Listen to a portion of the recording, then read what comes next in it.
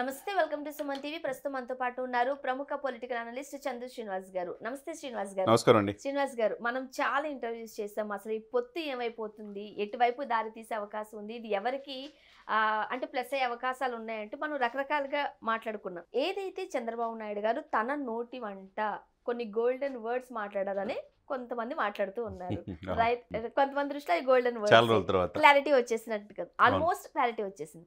First of all ఏం చెప్తారు ఈ వర్డ్స్ కి సంబంధించి? గజం కేవలం 23,000 రూపాయలతో 165 గజాల భూమి కేవలం 38 లక్షలు మాత్రమే. తన ఆ రోజున వాళ్ళ అబ్బాయి అన్న మాటకి ఈ రోజున ఎక్స్ప్లెనేషన్ ఇచ్చాడని అనుకోవాలి. చాలా రోజుల తర్వాత తెలుసుకున్నారని. అంటే క్షేత్రస్థాయిలో ప్రజలు ఏమనుకుంటున్నారు, పొత్తు ధర్మం ఏంటనేది చంద్రబాబు నాయుడు గారికి దృష్టికి వచ్చినట్టుంది. అంటే అది పొన్నూరు సభ, ఆ సభలో నిన్ననే మాట్లాడిన తీరులో ఈ పొత్తు అనేది చారిత్రాత్మకమైన అవసరం ఉన్నది. జనసేన టీడీపీ కార్యకర్తలారా ఒక్కసారి ఆలోచించండి. మేమిద్దరం అధ్యక్షులు ఉన్నాం, ఇరు పార్టీ అధ్యక్షులు కలిసి నిర్ణయం తీసుకుంటాం. గౌరవప్రదంగానే మేము ఆ నిర్ణయం తీసుకుంటాం, ఎవరికి ఇబ్బంది లేకుండా తీసుకుంటాం. ఒకవేళ పొత్తులో భాగంగా మీ సీట్లు కోల్పోతే వాళ్ళని నామినేటెడ్ పోస్టులో అకామిడేట్ చేస్తాం. అది ఎమ్మెల్సీలు కావచ్చు, మంచి స్టేట్ లెవెల్ పోస్టులు కావచ్చు. కాబట్టి మీరు ఎక్కడ కూడా దీన్ని వేరే పార్టీలు దీన్ని పొత్తు చేపేయాలని చూస్తూ ఉన్నారు. వాళ్ళని బయటికి పంపించాలంటే, అవినీతిమైన వైసీపీ ప్రభుత్వాన్ని గద్దె దించాలంటే ఈ పొత్తు అనేది చారిత్రాత్మక అవసరం. అది జనసేనతో కలిసి ముందుకెళ్తున్నాం అనేది కరాకంటికి చెప్పడం అనేది ఒక శుభ పరిణామం. లేటుగా, ఎందుకంటే చాలామంది గందరగోళం పరిస్థితులు ఉంది. లోకేష్ గారు మాట్లాడిన తర్వాత అసలు ఎన్ని సీట్లు ఇస్తారని జనసేనకు కన్ఫ్యూజన్ ఉంది. అదే సీఎం పదవిలో షేర్ ఉందా అనేది కన్ఫ్యూజన్ ఉంది. ఇవన్నీ క్లారిటీ ఇవ్వాల్సిన బాధ్యత ఎవరికి ఉంది? ముఖ్యంగా చంద్రబాబు నాయుడు గారికి ఉంది. అది నేను ఇచ్చారని చెప్పేసి అనుకోవాలి. కేడర్లో గందరగోళ పరిస్థితికి కొద్దిగా ఉపశమనంలాగా అనిపిస్తుంది. కాకపోతే ఈరోజు రేపు హైదరాబాద్లో వాళ్ళిద్దరు సమావేశం అవుతున్నారు. అంటే క్లారిటీ ఇచ్చారు కానీ ఒక లేయర్కి ఇచ్చినట్టుగా మనం చూస్తున్నాం. లోకేష్ గారు ఏదైతే వ్యాఖ్యలు చేశారో అసలు రగడ ఎక్కడ జరుగుతోంది సీట్లకు సంబంధించి, దానికి సంబంధించి క్లారిటీ లేదు. ఇంకొక విషయం, ఎవరు ముఖ్యమంత్రి, ఎప్పుడు ముఖ్యమంత్రి అనేది దానికి సంబంధించి ఒక క్లారిటీ లేదు. ఇవ్వాల్సిన దగ్గర ఇవ్వకుండా పైపైన ఏదో అక్కడున్న కార్యకర్తలను కాస్త ఉత్తేజపరచడానికి అన్న మాటలుగా ఉన్నాయంటూ కొంతమంది ఆరోపణ. అంటే కరెక్టే, ప్రజల్లో ఈ గందరగోళ పరిస్థితులు ఉన్నాయి. కాకపోతే ఏంటంటే ఒక పాజ్ అయితే వచ్చింది కదా, ఒక మంచి పరిణామం అయితే చంద్రబాబు నాయుడు గారి నోటి నుంచి వచ్చింది కదా, అది పాజిటివ్గా తీసుకోవాలి. ఇక్కడ ఏంటంటే మనం మీరైనా మేమైనా ఏంటంటే ఈ పొత్తులు పొడిస్తే ఆంధ్రప్రదేశ్ ప్రజలకు ఉపయోగం అని ప్రజలు కోరుకుంటున్నారు కాబట్టి ఆ విధంగా వెళ్ళాలనే మనం చెప్తాం. అది పొత్తు పొడగపోతే అవతల అధికార పక్షానికి ఉపయోగపడిద్ది, అది లాభంగా చేకూరిద్ది అని కూడా చెప్తాం. గ్రౌండ్ లెవెల్ రియాలిటీ ఆ పాయింట్ మీరన్నట్టు ఈ రెండు సరే. నిన్న తాత్కాలికంగా మేమిద్దరం ఇరువురు పార్టీల అధ్యక్షులు ఈ పొత్తు చారిత్రాత్మకమైన అవసరం అని చెప్పాడు. అంటే ఆంధ్రప్రదేశ్ ప్రజలకి ఈ పొత్తు మేమిద్దరం జనసేన టీడీపీ కలిసే వెళ్తాం అనేది పర్ఫెక్ట్గా చెప్పాడు. ఈలోపు బీజేపీ కలిసే అవకాశాలు ఉన్నాయని చెప్పి అంటున్నారు. అది జాతీయ స్థాయిలో ఢిల్లీలో 2-3 రోజుల్లో జరిగే ఫైనల్ డెసిషన్ తీసుకుంటారు. ఈలోపు ఈ క్యాడర్లో గందరగోళమైన పరిస్థితులకి అన్నిటికీ కూడా ఎక్స్ప్లెయిన్ చేయాల్సిన అవసరం ఎవరికి ఉన్నది? ఆల్రెడీ మొన్న జనవరి 26న రిపబ్లిక్ డే రోజు పవన్ కళ్యాణ్ గారు క్యాడర్లో ఉన్న గందరగోళ పరిస్థితులకి ఆయనే చెప్పాడు. ఎందుకంటే లోకేష్ బాబు గారు అలా మాట్లాడింది, నేను అలా మాట్లాడలేను. కాబట్టి ఆ సందర్భంగా చాలామంది హర్ట్ అయ్యారు, దానికి క్షమాపణ కోరుతున్నాడు. అంటే క్యాడర్లో ఆ ఇదిని తీసేశాడు. అదే సమయంలో పొత్తు ధర్మం ప్రకారం 2 అభ్యర్థులు మీరు ప్రకటించేటప్పుడు నాకు కూడా తెలిపుంటే బాగుండేది, కాబట్టి మీరు 2 ప్రకటించారు కాబట్టి నేను 2 అని చెప్పేసి చెప్పాడు. అదే సమయంలో ఈయన 2 ప్రకటించాడు. 2 ప్రకటించడానికి అది ఎవరిది? రాజోలు ఆయనదే, జనసేన పార్టీదే. ఇంకోటి రాజనగరం బలంగా ఉంది, అక్కడ 2 సీట్లు పక్కా గెలిచాయి. దానికి ఏదో విభేదించి చేసినట్టు కాదు. కాకపోతే అక్కడే ఆ 2 చోట్ల కూడా టీడీపీ అభ్యర్థులు మళ్ళీ మాకు సీట్లు మాకే ఇవ్వాలి, జనసేన ఇక్కడ నిలబడితే గెలవదు అని చెప్పేసి ముక్కుముడిగా పార్టీకి అధిష్టానాన్ని ధిక్కరించినట్టు మరి మాట్లాడారు. చంద్రబాబు నాయుడు గారిని స్వయంగా వెళ్ళి కలిశారు, మనం చూసాం సోషల్ మీడియాలో. మరి అలాంటప్పుడు దానికి సంబంధించి కూడా చంద్రబాబు నాయుడు గారు ఇంకొంచెం మంచిగా క్లారిటీ ఇచ్చుంటే బాగుండేది. ఇవ్వాల్సిన మీరు చెప్పింది 100% నేను కూడా పూర్తిగా ఏకీపిస్తాను. ఇంకా పూర్తిగా ఈ 2 విషయాల్లో ఏదైనా కానీ మీరు ఎక్కడ కూడా కేడరు మేము అధిష్టానం నిర్ణయానికి కట్టుబడి ఉండండి. ఏ విధంగా అయితే జనసేన పవన్ కళ్యాణ్ గారు చెప్పినట్టు క్యాడర్ ఏంటుందో అదేవిధంగా టీడీపీ క్యాడర్ 4.5 దశాబ్దాలు మీ యొక్క ఇది మీద ఈ పార్టీ మనుగడలో ఉన్నది.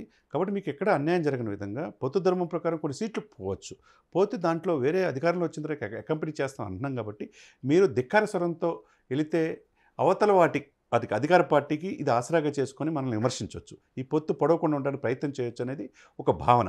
అదేవిధంగా వాళ్ళ పట్ల ఎవరైతే ధిక్కరించే వాళ్ళ పట్ల కఠినంగా వ్యవహరించాల్సిన బాధ్యత కూడా టీడీపీకి ఉంటుంది. అదేవిధంగా 2 లేయర్స్ ఇక్కడ ఏంటంటే చారిత్రాత్మకమైన గౌరవప్రదమైన ఈ పొత్తులో భాగంగా కలవాలి అనుకుంటే గౌరవప్రదమైన సీట్లు అనే కాడే ఇక్కడికి వస్తుంది. ఆ సీట్లు ఎన్ని ఇస్తున్నారని గౌరవప్రదంగా పవన్ కళ్యాణ్ గారికి జనసేన పార్టీకి ఇవ్వాల్సిన అవసరం ఉన్నది. ఎందుకంటే దాన్ని నమ్ముకొని కూడా 10 సంవత్సరాల నుంచి పార్టీ ఉన్నారు. 2014లో చంద్రబాబు నాయుడు గారి కోసం అసలు పోటీ చేయాల. అప్పుడు ఆయన కోసం ఆయన మాట ప్రకారం నిలబడ్డారు. 2019లో విడిగా 135 స్థానాల్లో పోటీ చేశారు. ఇప్పుడు 135 కాకపోతే గౌరవంగా దాంట్లో సగమైన చేయాలనే ఆలోచన క్యాడర్కి ఉంటుంది కదా.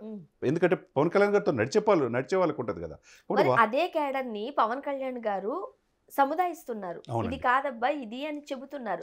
బట్ చంద్రబాబు నాయుడు గారి విషయానికి వచ్చేసరికి క్యాడర్ ని అదుపులో పెట్టుకోలేని పరిస్థితి ఉంది అని టీడీపీలో నుంచి ఒక వర్గం వాళ్ళు చెబుతున్న మాట మీరు కాదంటారా? నేను కాదనలేను కదా. అంటే మీరు చెప్పిన మాట ఉంది. 1-2 ప్రతి పార్టీలో ఉంటుందండి. ఇప్పుడు లోకేష్ బాబు గారు ఒక వర్గం అంటారు, కొంతమంది టీడీపీ పార్టీలో సీనియర్స్ ఒక వర్గం అంటారు, చంద్రబాబు నాయుడు గారు ఒకటి. ఇక్కడ ఏంటంటే ఇన్ని లేయర్లు ఉండకూడదు, ఒకటే లేరు. మీరు అన్నట్టు ఇందాక పవన్ కళ్యాణ్ గారు ఏదైతే వెళ్తున్నాడో క్యాడర్ ఆయన పట్టి వెళ్తుంది. ఆయన చెప్పినట్టు వింటున్నారు. అదే సమయంలో చంద్రబాబు నాయుడు గారు చెప్పినట్టు ఎవరైనా వినాల్సిందే. నాయకుడు ఎవరు ఇక్కడ? కెప్టెన్ చంద్రబాబు నాయుడు. కాబట్టి ఆయన చెప్పినట్టు వినాలి. ఇప్పుడు ఏదైతే ఈరోజు చెప్పిన ఆ మాట ఏదైతే ఉందో, మేము ఈ పొత్తు చారిత్రాత్మక అవసరం, స్నేహధర్మం ప్రకారం వెళ్తున్నాం అని చెప్పినప్పుడు అదే విషయంలో ఇంకొక 2 విషయాల్లో కూడా క్లారిటీ చెప్పాలి. ఒకటి, సీట్ల విషయంలో 50 తగ్గకుండా గౌరవంగా ఇవ్వాలని అదే చెప్పాలి. ఎందుకంటే టైం చాలా తక్కువ ఉంది. ఇప్పుడు ఏపీలో పరిస్థితి ఇంత కూల్ గా లేదు, మనం కూర్చుని మాట్లాడుకునేంత కూల్ గా లేదు. ఎక్కడ వీళ్ళు ఇట్లా విచ్ఛిన్నం అవుతారా, మనం పంజా విసురుదామా అంటూ వేరే పార్టీ వాళ్ళు చూస్తున్న నేపథ్యంలో ఫటాఫటా డెసిషన్స్ తీసుకుని ముందుకు పోవాల్సిన అవసరం ఉంది అని ఇటు టీడీపీ శ్రేణులు కావచ్చు, జనసేన శ్రేణులు కావచ్చు ఎదురు చూస్తున్నారు ఆశగా. వాళ్ళకి అధిష్టానాల నుంచి క్లారిటీ రావట్లేదు. డెఫినెట్గా ఇవ్వాలి, యాజ్ ఎర్లీ యాజ్ పాసిబుల్ ఇవ్వాల్సిన అవసరం ఉన్నది. మీరు చెప్పిన పాయింట్ ఆఫ్ 100% కరెక్ట్. నేను కూడా పూర్తిగా ఏకీపిస్తున్నా. ఎందుకంటే మీరు ఎప్పుడు మిగతా డిబేట్లో ఏకీపించరు, కానీ ఇప్పుడు చాలా పాజిటివ్ కనపడుతుంది మీలో. అందుకని ఏపీలో టాక్ని బట్టి ఇప్పుడు ఏంటంటే పొత్తుల విషయం, గౌరవప్రదమైన సీట్ల విషయం దగ్గర వస్తుంది. అది గౌరవానికి భంగం కలగకుండా పవన్ కళ్యాణ్ గారికి జనసేన పార్టీకి ఇవ్వాల్సిన బాధ్యత చంద్రబాబు నాయుడుకి ఉంది. ఇంకొంచెం మంచి మాటలు మనం ఏపీ వర్గాల నుంచి వినిపిస్తుంది. చెప్పండి. చంద్రబాబు నాయుడు గారు కంటి తుడుపు చర్యల్లో భాగమని కొన్ని కార్యక్రమాలు చేస్తూ ఉంటారు. ఊరికే కళ్ళు తుడిచేసి వస్తూ ఉంటారు. ఆ రకంగా కూడా ఈ మాటలు మనం అర్థం చేసుకోవచ్చు. అంటే అక్కడ ఆ టైంకి ఆ సిచ్యువేషన్ తగ్గట్టు మాట్లాడారు అంతే. బట్ లోపల జరిగే ఆలోచన, లోపల జరిగే తంతు వేరే ఉంది. అన్ని డెసిషన్స్ ఓన్లీ లోకేష్ గారు మాట మీదే తీసుకుంటున్నారు. కాబట్టి ఈ చంద్రబాబు నాయుడు గారు అన్నంత ఈజీగా అయితే ఆ పని వర్కౌట్ కాదు. కరెక్టే అండి. ఒక తప్పు అయితే లోకేష్ బాబు గారు ఒకసారి చేశారు ముఖ్యమంత్రి విషయంలో. ఒక ముఖ్యమంత్రి చంద్రబాబు నాయుడు గారని. ఇక ఆ తర్వాత ఆయన మాట్లాడాలి ఎక్కడ కూడా. ఇప్పుడు కూడా ఏంటంటే అది కంట్రోల్లో ఉండి పార్టీని, ఈ పొత్తుల్ని ఫలప్రదమైన చేయాల్సిన బాధ్యత జనరల్ సెక్రటరీ ఆయనకు కూడా ఉన్నది. అదే సమయంలో వాళ్ళ నాన్నగారిని గౌరవించాల్సిన బాధ్యత కూడా ఉన్నది. మీరన్నట్టు ఇంకొకటి, పవర్ షేరింగ్ విషయంలో, అది సీఎం విషయంలో డెఫినెట్గా పవన్ కళ్యాణ్ గారికి సముచిత స్థానం ఇస్తున్నారు అనే మాట చంద్రబాబు నాయుడు నోటి నుంచి ఉంటే ఇంకా బాగుండేది. డెఫినెట్గా ఇవ్వాల్సిన, అంటే పార్టీ శ్రేణులను కావచ్చు, పార్టీ వర్గాలను కావచ్చు, కాస్త ఉత్తేజపరిచినట్లు ఉంటుంది. ఇద్దరు కలిసి పని చేయడం, 2 కనెక్ట్గా వెళ్తారు. గాజు గ్లాసుకి గాజు వేసేతో పాటు సైకిల్కి వేస్తారు, సైకిల్ వాళ్ళు గాజుకి వేస్తారు. 175 స్థానాలు గౌరవప్రదంగా వీళ్ళు పొత్తు సక్సెస్ అయ్యి గెలిచే అవకాశం ఉంది. ఏదేమైనా చంద్రబాబు నాయుడు గారి నుంచి మంచి పాజిటివ్ వైబ్స్ మాటలు విన్నాం కాబట్టి ఎప్పుడు కార్యాచరణలోకి మరింత స్పష్టంగా ఆ 2 విషయాల్లో కూడా క్లారిటీ ఎప్పుడు వస్తుందో మీరు చెప్పాలి. త్వరలో వస్తుందని మనం ఆశిద్దాం. చూద్దాం. Thank you so much. Thank you అండి.